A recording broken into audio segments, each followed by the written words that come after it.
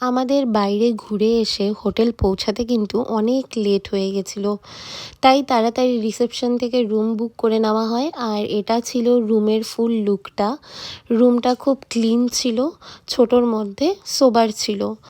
প্রায় অনেক রাত হয়ে গেছিলো আর আমরা এখন অবধি নিচে গিয়ে একটাও ফটো তুলতে পারিনি।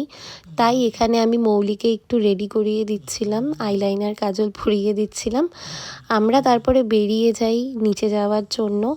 তো নিচে গিয়ে আমরা পুরো জায়গাটা আর কি চারিপাশটা ঘুরে আমি ওদের অনেক ফটো তুলে দেই, যেহেতু ওরা অনেক দূর থেকে এসেছে। আর কোচবিহারে আমাদের এটা খুবই নামকরা হোটেল, গুলমোহর রয়্যালস।